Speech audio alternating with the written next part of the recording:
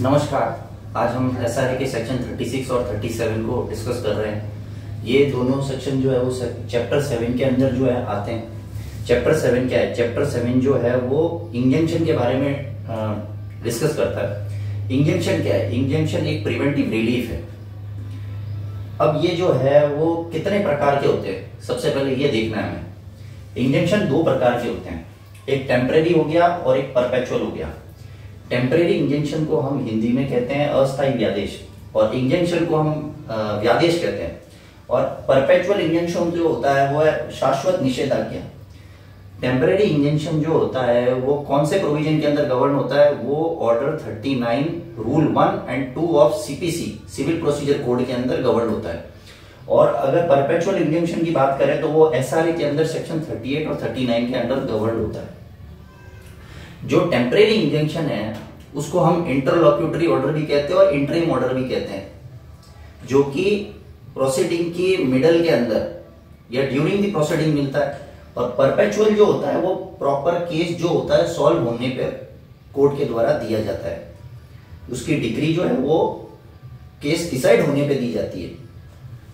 और अब सबसे पहले हम लॉ देखेंगे कि लॉ क्या कह रहा है। लॉ क्या कह रहा है? Section 36, preventive relief how granted?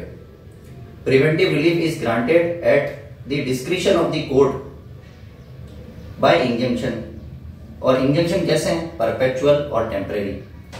Court जो है वो अपनी डिस्क्रिशन यूज करते हुए देगा ग्रांट कि भाई हमें इसे टेम्परेरी इंजेक्शन देना है कि नहीं देना है, हमें इसे परपेचुअल इंजेक्शन देना है कि नहीं देना है। ये कोर्ट के विवेकाधिकार पर डिपेंड करता है। कोर्ट को लगता है कि हाँ यहाँ पर जरूरत है देने की, इंजेक्शन देने की जरूरत है, तो कोर्ट जो है ग्रांट करेगी। अब सबसे पहले ये देखना होगा कि इसके ऑब्जेक्टिव्स क्या है। पहला ऑब्जेक्टिव ये है कि to prevent a certain person to do और not to do an act. किसी पर्सन को रोका गया है, किसी व्यक्ति को रोका गया है कि आप ये फला काम नहीं करोगे। उसके बाद ये जो प्रोसीडिंग होती है ये प्योरली जुडिशियल प्रोसीडिंग होती है। इसके अंदर क्वासी जुडिशियल या नॉन जुडिशियल अथॉरिटी जो है वो इंजंक्शन इशू नहीं कर सकती। इसके ऊपर एक केस आया था उमराव वर्सेस रामनारायण। इसके अंदर जो है वो कोर्ट ने क्या डिसाइड किया था? कोर्ट के सामने कुछ क्वेश्चंस आए।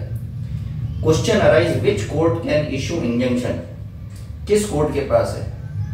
तो इसमें कोर्ट ने कहा revenue court is not entitled to issue injunction and not empowered. Court revenue court जो है वो इंजंक्शन इशू नहीं कर सकती और ना ही वो एम्पावर्ड है, ना ही उनके पास जुरिस्डिक्शन है। वो किसके पास है? Only civil court have empowered and have jurisdiction to grant injunction. उसके बाद एक और क्वेश्चन अराइज हुआ कि इंजंक्शन कौन सी पार्टीज के खिलाफ इशू हो सकता है?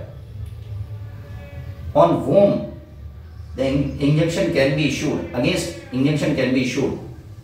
तो सबसे पहले कोर्ट ने ये बताया कि इंडिविजुअल के खिलाफ भी इंजंक्शन इशू हो सकता है, पब्लिक बॉडी के खिलाफ भी हो सकता है।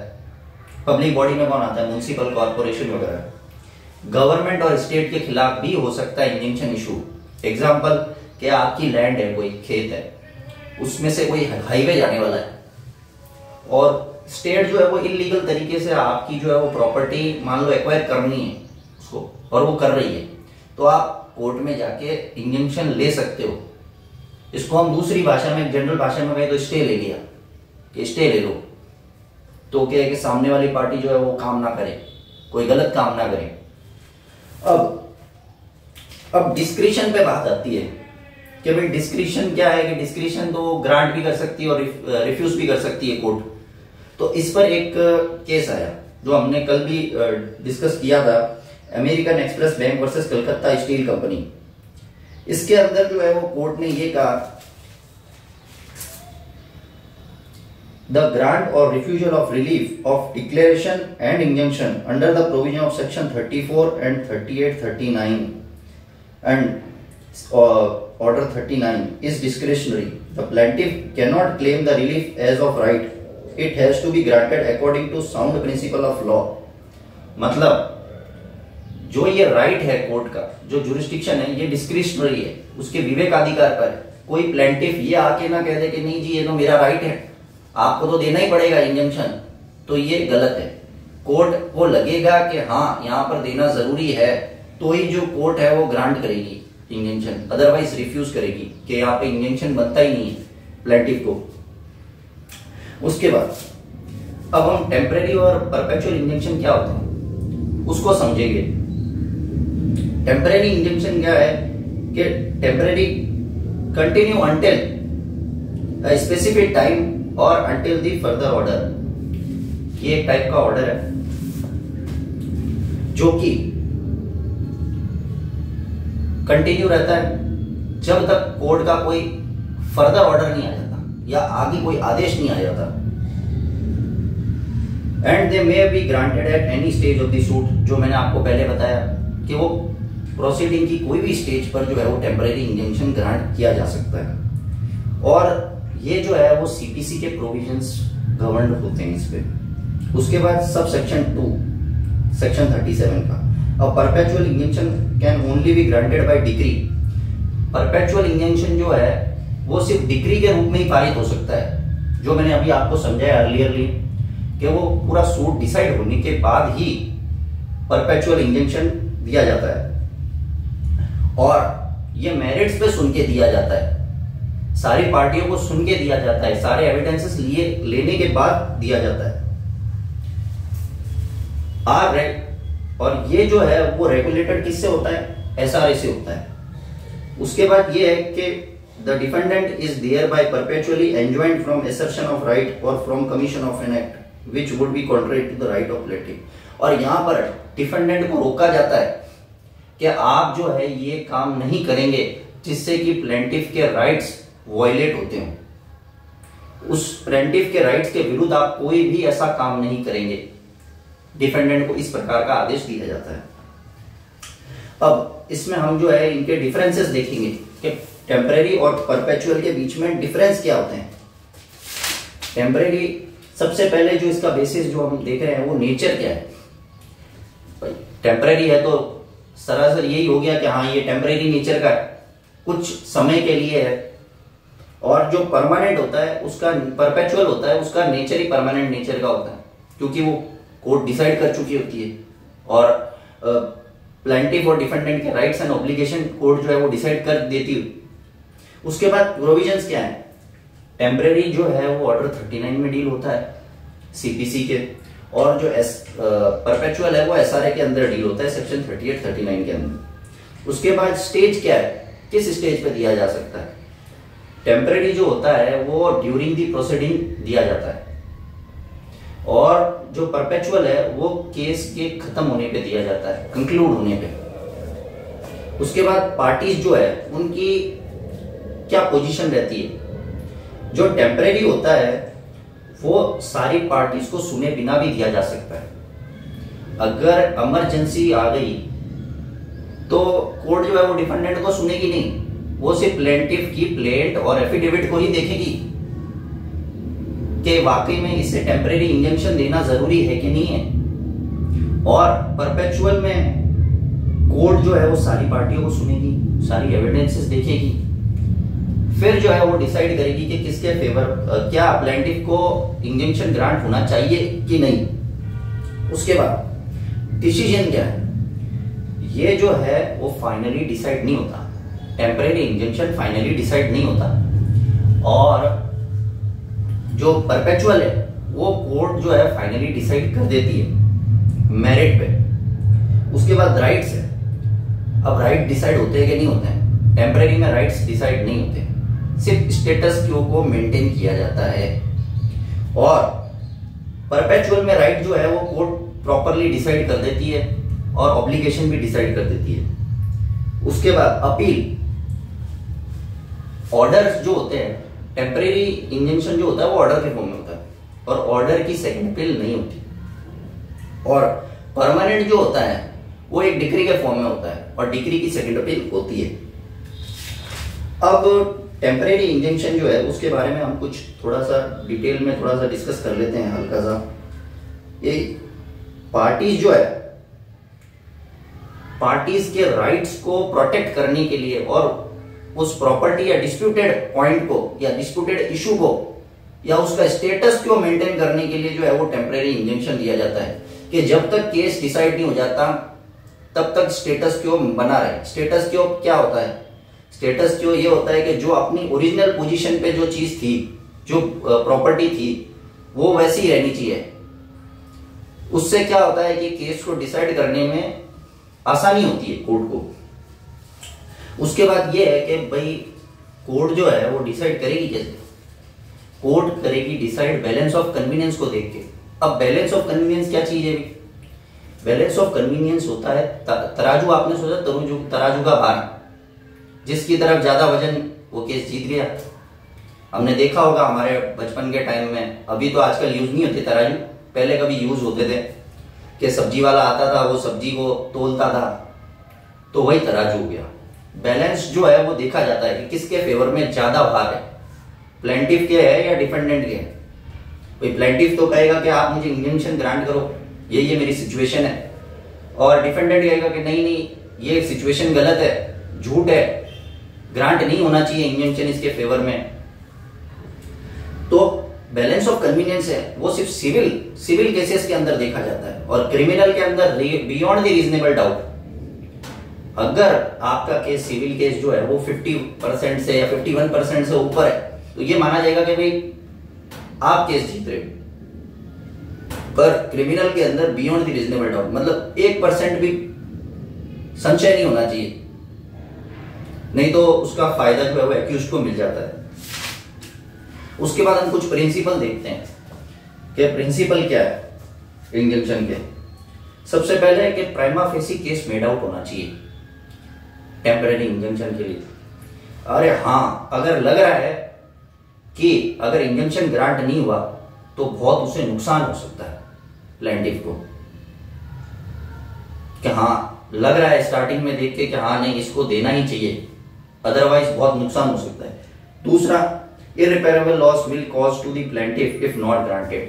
अगर प्लेंटिफ को इंजंक्शन इशू नहीं हुआ तो उसको बहुत ज्यादा क्षति हो जाएगी, हानि हो जाएगी, और जो कि रिकवर नहीं की जा सकती। इसके लिए हम एक उदाहरण समझते हैं।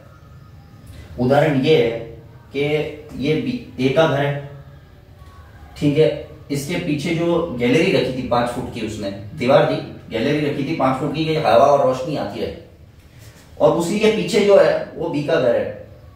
अब बी जो है वो क्या करता है, अपना घर रीबिल्ड कर रहा होता है, तो वो जो है वो ए की दीवार तोड़ देता है। अब तोड़ना शुरू कर देता है तो ए को पता चलता है, ए जो है वो फटाक से कोड़ जाता है कि साहब इसे रोका जाए, बी को रोका जाए कि वो मेरी दीवार ना तोड़े। इंजंक्शन इशू करवा सकता है वो कोर्ट से। उसके बाद जो है कोर्ट ये देखेगी इंजंक्शन ग्रांट करते हुए कि क्या कोई अल्टरनेटिव रेमेडी है, क्या उसको कोई दूसरा उपचार मिल सकता है कि नहीं मिल सकता है।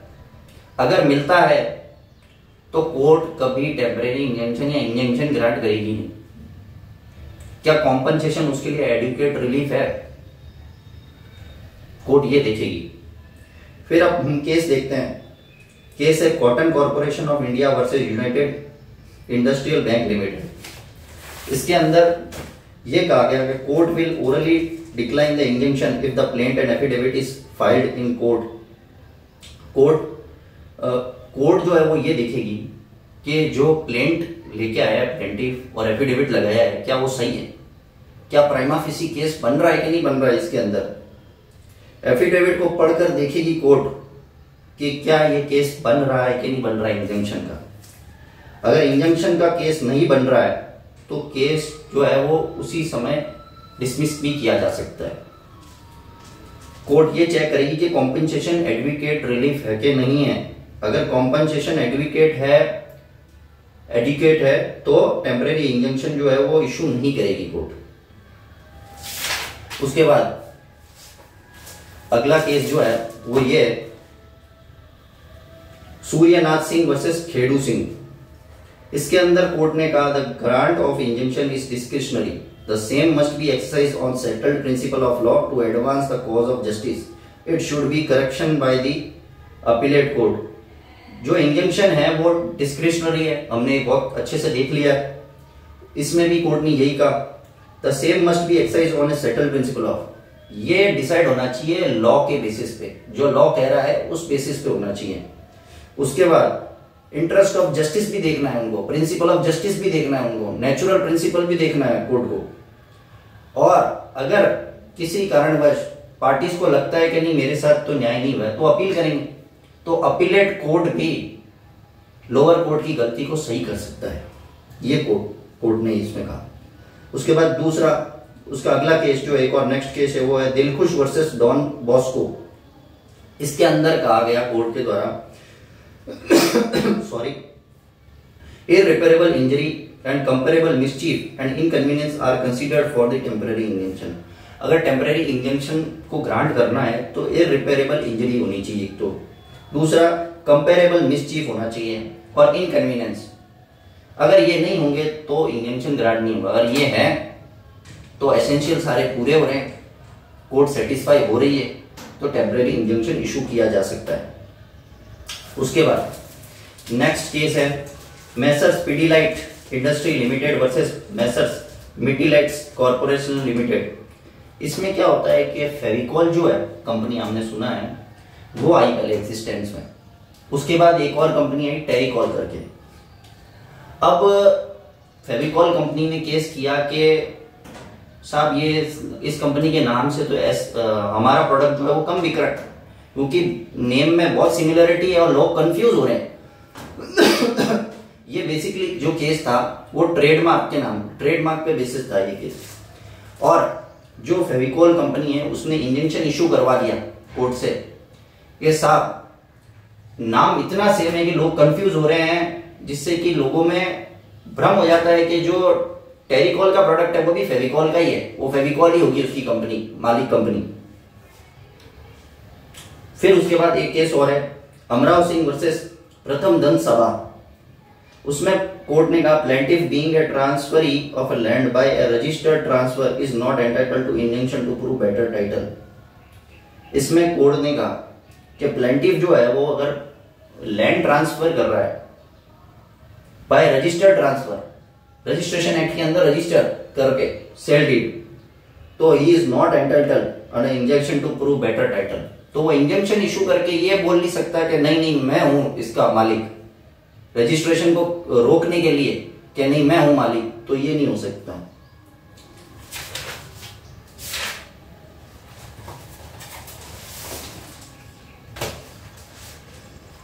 थैंक यू, मुझे लगा कि आपको समझ में आया होगा। Please share and subscribe it.